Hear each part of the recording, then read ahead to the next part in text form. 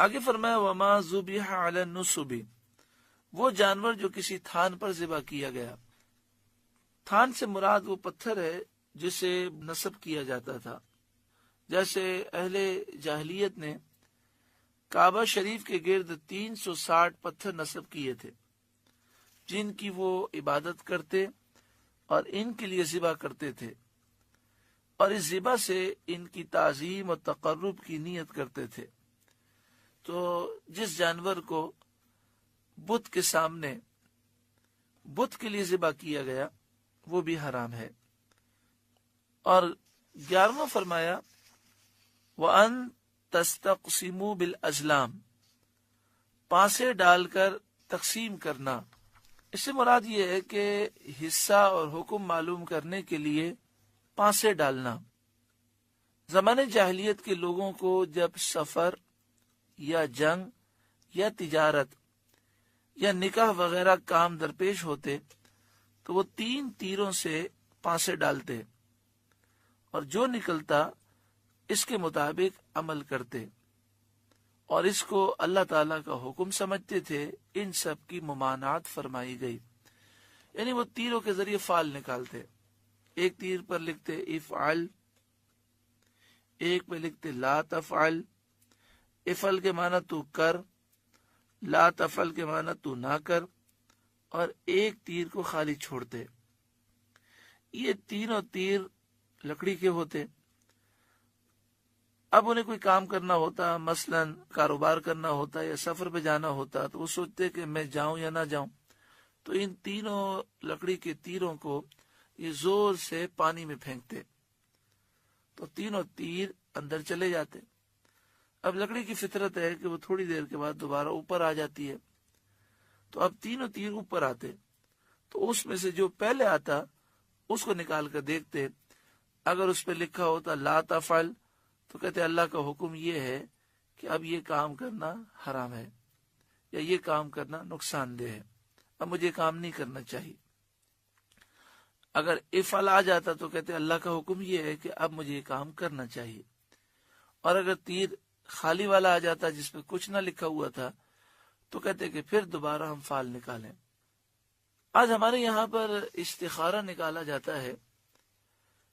استخارے کے معنی ہے اللہ تعالی سے خیر کو طلب کرنا، خیر معلوم کرنا کہ کس کام میں بہتری ہے۔ تو اس کے بھی چند اصول ہیں، لوگ ان اصول کو سمجھتے نہیں ہیں۔ پہلے تو یہ کہ جو کام حرام ہے، ناجائز ہے، جو کام ممنوع ہے، اس میں استخارہ نکالنے کی اجازت نہیں ہے۔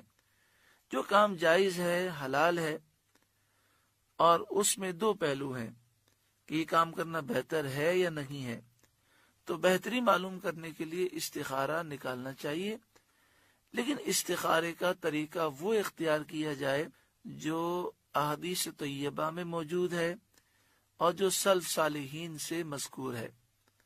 آج کل بہت سارے استخارے کے طریقے لوگوں نے ایجاد کر لیے جن کا نہ ثبوت احادیث طیبہ میں ہے اور نہ بزرگان دین سے ہے، اور وہ استخارے اتنے مستند نہیں ہوتے، بسا اوقات ان سے جواب بھی غلط آتا ہے اور بہت سے لوگوں کو بہت نقصان بھی پہنچتا ہے۔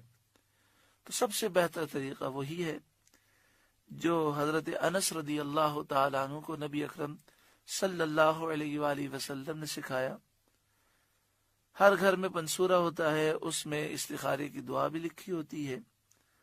2 رکعت نفل استخارے کی نیت سے پڑھیں رات کو، اور نفل سے فارغ ہونے کے بعد اللہ کی حمد و ثنا کریں، نبی اکرم صلی اللہ علیہ وآلہ وسلم پر درود و سلام پڑھیں، اور پھر دعا استخارہ پڑھ لیں۔ ہو سکے تو اس کا ترجمہ بھی پڑھ لیں، ورنہ اردو میں یہ کہہ دیں کہ اے مالک و مولا یہ کام میرے لیے بہتر ہے تو آسان کر دے، اور بہتر نہیں تو میرے دل سے اس کی خواہش نکال دے، اور جو بہتر ہے اس کی طرف میرے دل کو مائل کر دے، پھر سو جائیں۔ اب اس میں بعض کتابوں میں لکھا ہوتا ہے کہ خواب میں فلاں رنگ دیکھیں تو اس کا یہ حکم ہے۔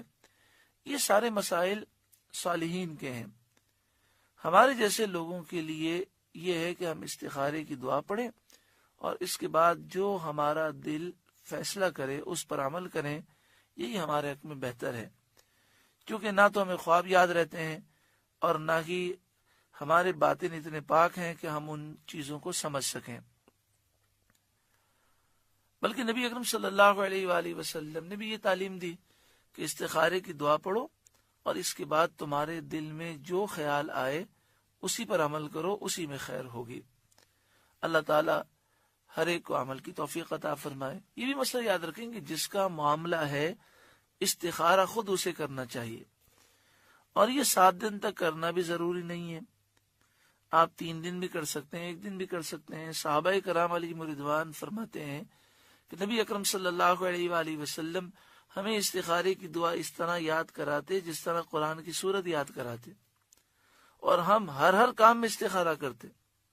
یعنی مثال کے طور پر آدمی پورے دن میں 100 سودے کرتا ہے، تو صحابہ کرام کا معمول یہ تھا کہ 100 اگر دن میں سودے کرتے تو ہر سودے سے پہلے استخارے کی دعا پڑھ لیتے۔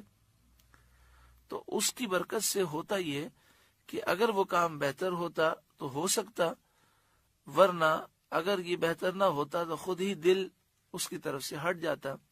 تو بڑا آسان طریقہ ہے کہ ہم ہر کام سے پہلے یا تو 2 رکعت نفل پڑھ کے کر لیں، ورنہ ویسے بھی درود و سلام پڑھ کے دعا استخارہ پڑھ کے دعا مانگ لیں، انشاءاللہ تعالی جو بہتر ہوگا دل اسی کی طرف مائل ہو جائے۔